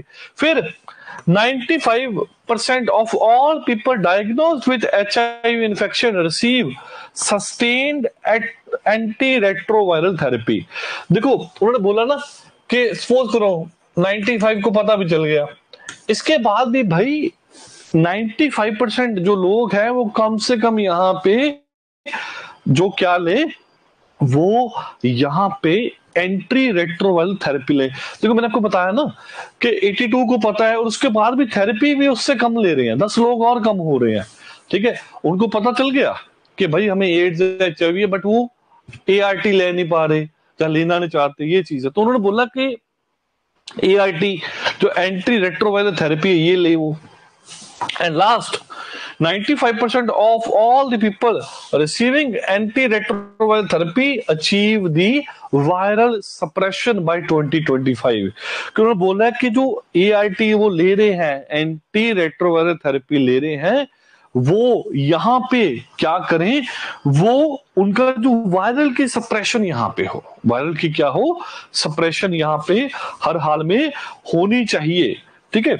तो ये जो टारगेट्स हैं ये अलाइन किए गए हैं with the global targets agreed by the United Nations AIDS ठीक है, तो आपका जो होमवर्क है आपने इसके बारे में पढ़ना है, यूनाइटेड नेशन एड्स के बारे में यहां पे आप पढ़ोगे। ठीक है, अभी इसके बाद वो बोल रहे हैं कि हमारे पास जो हर्डल्स कौन कौन से है, सबसे बड़ा, ठीक है, वो दिक्कत क्या है हमारा। देखो ये मेंस ओरिएंटेड आर्टिकल बहुत है आपके पास। पहला क्या है, delayed enrolment to the art facility. तो ये बोला कि सबसे बड़ा चैलेंज है कि लोगों को पहली बात तो पता नहीं चलता, अगर पता चल जाए तो उसके बाद भी आर्ट फैसिलिटी में एनरोलमेंट है वो कम हो रही है। दूसरा, डेवलपमेंट ऑफ द रेजिस्टेंस। यहाँ पे बेसिकली क्या है कि वो आर्ट थेरेपी ले तो रहे हैं, कई बार बीच में छोड़ देते हैं, फिर से लेने लग जाते हैं, फिर छोड़ देते हैं, तो वो ड्रग से क्या बन जाती है भाई, रेजिस्टेंस डेवलप हो जाती है। आप बायोटेक्नोलॉजी में पढ़ोगे ड्रग रेजिस्टेंस के बारे में। देखो जब आप एक कोई भी टैबलेट है ना, जैसे स्पेशली जो एंटीबायोटिक मेडिसिन हैं, जैसे उनको डॉक्टर ने बोला कि ये 3 दिन खानी है, हम क्या करते हैं कि एक दिन उसको खा लेते हैं, हमें लगता है कि हम सही हो गए तो अभी मेडिसिन क्या करनी है।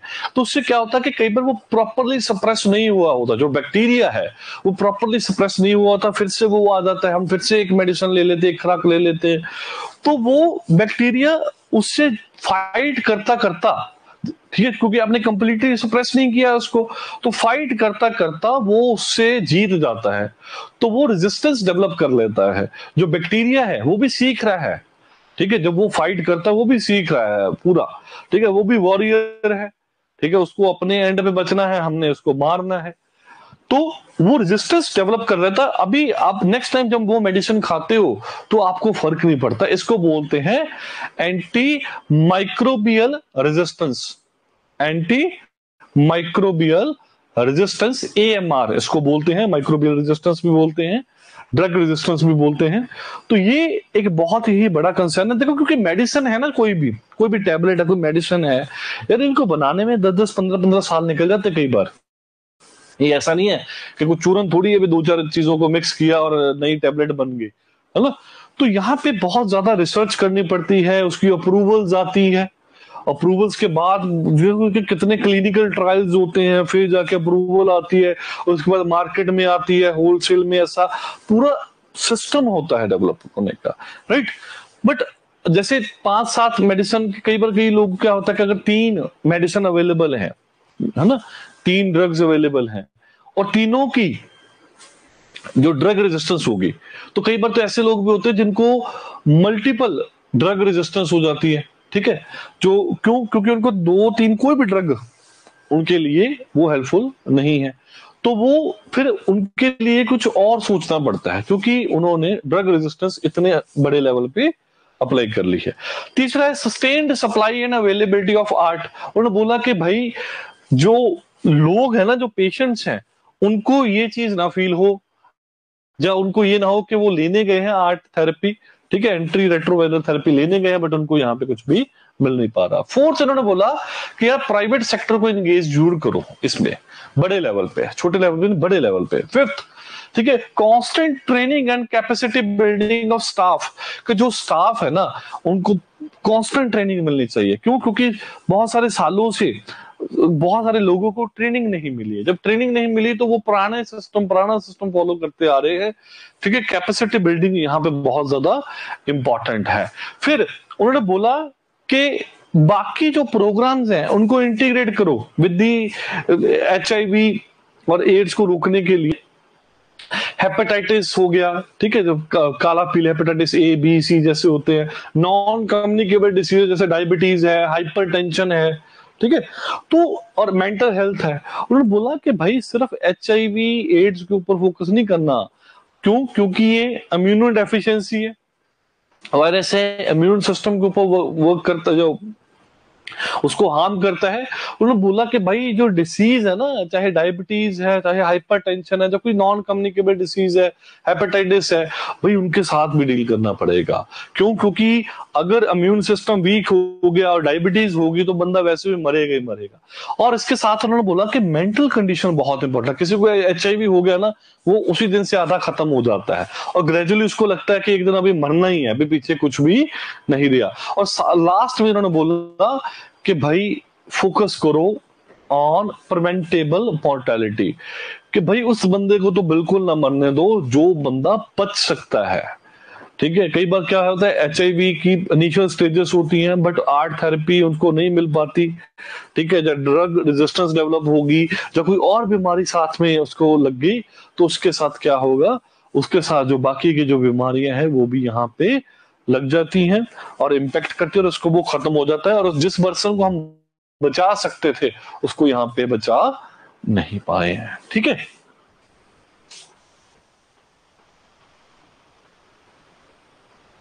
तो यहाँ पे एक स्लाइड में ये बताया गया कि ये बेनिफिट वही है कि ये सक्सेसफुल क्यों रहा। एक तो फ्री आर्ट इनिशिएटिव है, दूसरा कि भाई उन्होंने बोला पॉलिटिकल विल है, गवर्नमेंट चाहे तो क्या नहीं कर सकती, सस्टेन्ड और सफिशिएंट फंडिंग भी आ रही है, फंडिंग के बिना कोई काम ही नहीं हो सकता, रेगुलर प्रोग्राम रिव्यूज हो रहे हैं, फील्ड बेस्ड मॉनिटरिंग हो रही है, बहुत सारे कॉम्प्लीमेंट्री इनिशिएटिव, मतलब और चीजों के ऊपर ही हम बहुत ज्यादा वर्क कर रहे हैं। कम्युनिटी और स्टेक होल्डर्स जिनको HIV है और जो वर्कर्स हैं वो बहुत अच्छे से काम कर रहे हैं। पीपल सेंटर की मॉडिफिकेशन काफी ज्यादा यहाँ पे हो रही है, काफी ज्यादा जो गैप्स यहाँ पे कवर कर रहे हैं। ठीक है, और लोगों को यहाँ पे काफी ज्यादा इंगेज किया जा रहा है। ठीक है, तो इस वजह से भी उन्होंने बोला कि ये चीज यहाँ पे सक्सेसफुल हो रही है। देखो इसके बाद एक और आर्टिकल अभी जो हम डिस्कस करेंगे, इससे पहले ये प्रीलिम्स रिलेटेड भी कुछ कुछ है, ये भी न्यूज में था। GI tag for mangoes, for example Alfonso Maharashtra का है। ठीक है, बंगनापल्ले आंध्र प्रदेश का, एपेमिदी कर्नाटका, ये अचारी आम जैसे वैसे होता है, जर्दालू, ठीक है, ये बिहार का। तो ये जो आम है इनको GI टैग मिला है, ये भी न्यूज में अभी है। फिर केरला में एक बड़ी ही इंपॉर्टेंट वैरायटी है जिसको बोलते हैं पोखली। ठीक है, पोखली एक वैरायटी ऑफ राइस है जो सलाइन टॉलरेंट है। ठीक है, ये यूनिक राइस की वैरायटी है कि जैसे सलाइन वाटर समझते हो ना, जैसे समुद्री जैसे पानी होता है, ठीक है, खारा पानी जिसको बोल देते हैं, सॉल्टी, तो वहां पे सॉल्टी वाटर में भी ये क्या कर रही है, अच्छे से फ्लरिश कर देती है, इसको बोलते हैं पोखली। इसके बाद एक आर्टिकल और है, ठीक है, इसमें मैं ब्रीफली डिस्कस करता हूं, थोड़ा बहुत आपको पढ़ने के लिए भी दूंगा। ठीक है, तो ये जो आर्टिकल है it is with respect to the situation of the Kerala.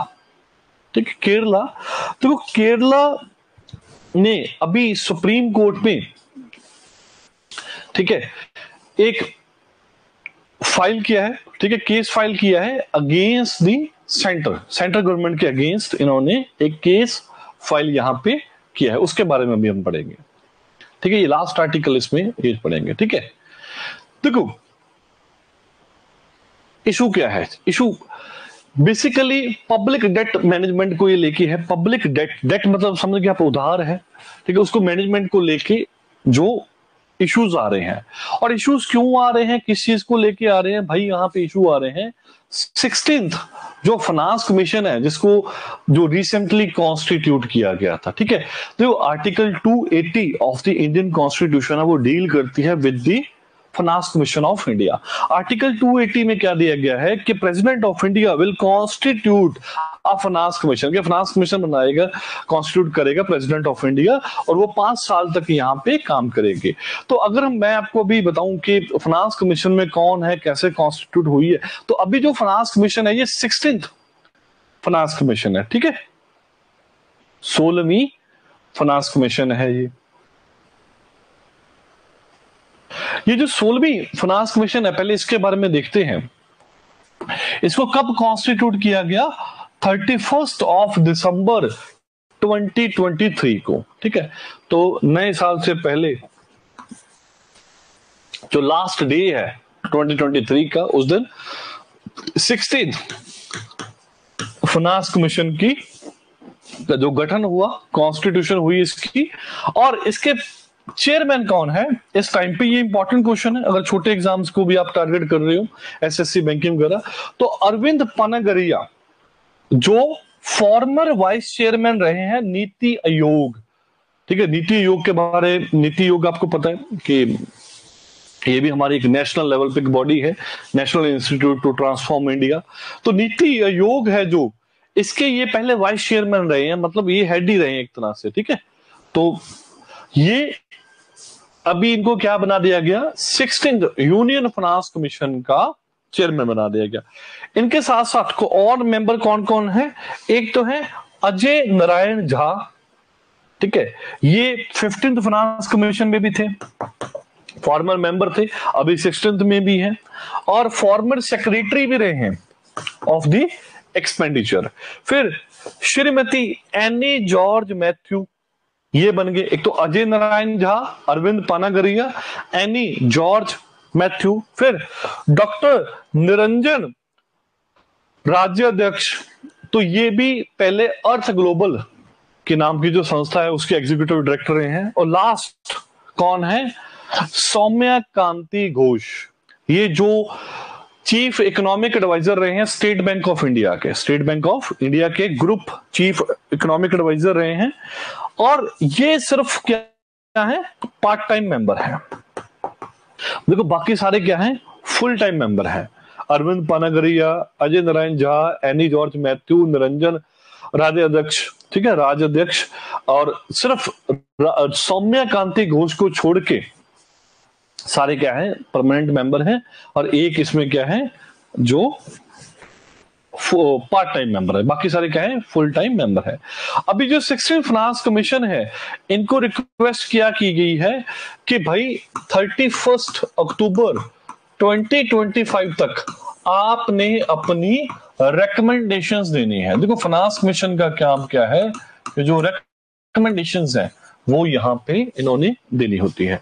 और इस रिकमेंडेशंस में ये बताएंगे कि सेंटर और स्टेट में जो फाइनेंशियल ट्रांजैक्शंस है वो कैसे होने चाहिए, क्या क्या चीजें होनी चाहिए, किस स्टेट को कितना शेयर मिलना चाहिए, इसके बारे में यहाँ पे बताया गया है। तो उन्होंने बोला कि भाई 31 अक्टूबर 2025 तक आप जो रिकमेंडेशन सारी जो बता दो, ठीक है।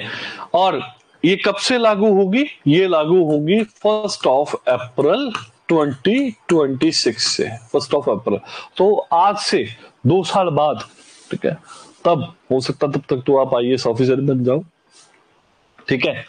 तो 1 अप्रैल 2026 तक जो रिकमेंडेशंस हैं इनको आगे जाके इंप्लीमेंट किया जा सकता है। तो समझिए यहाँ पे अभी कितने मेंबर हैं, हमारे 5 मेंबर हैं, और 16th यूनियन फाइनेंस कमीशन है, 31 दिसंबर 2023 को बनी है। अरविंद पानागरिया इनके क्या है, इनके चेयरमैन है, ठीक है। तो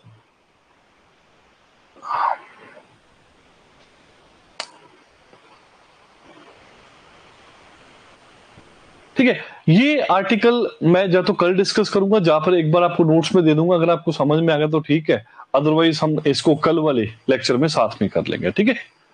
इसको मैं पहले डिस्कस कर लूंगा, ये थोड़ा सा इकोनॉमिक्स का है, तो आपको इसके साथ पहले कुछ और चीजें भी मेरे को कवर करनी पड़ेगी, फिर आपको जैसे पता चलेगा कि ये क्या क्या चीजें यहाँ पे है, ठीक है। So this is all for today. I hope आपको काफी कुछ नया यहाँ पे देखने को मिला होगा, राइट। तो आगे जाके तो मैंने आपको बताया कि हम कोशिश करेंगे कि 2 न्यूज़पेपर एक साइड में जब करेंगे तो काफी कुछ, बट आपको खुद से पढ़ना पड़ेगा, अदरवाइज बहुत ज्यादा लेंथी हो जाएगा लेक्चर, क्योंकि अभी हमने थोड़े से आर्टिकल डिस्कस किए हैं तो हमारा 1.5 घंटा निकल गया ऑलमोस्ट ना, राइट, फाइन। तो यहां से आपको काफी क्वेश्चंस, ठीक है, आपको आपके एग्जाम में देखने को मिलेंगे, ठीक है, चाहे वो जीआई टैग है, चाहे एड्स रिलेटेड है, चाहे अवार्ड्स रिलेटेड है, चाहे फाइनेंस कमीशन रिलेटेड है, ठीक है। ये पीपीटी आपको मैं भेज दूंगा, फाइन।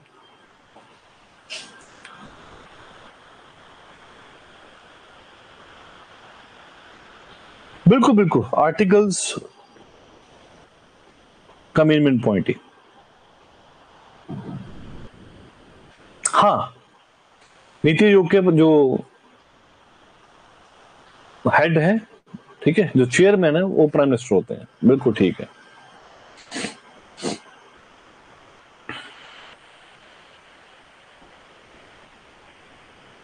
चलो ठीक है, मिलते हैं नेक्स्ट लेक्चर में।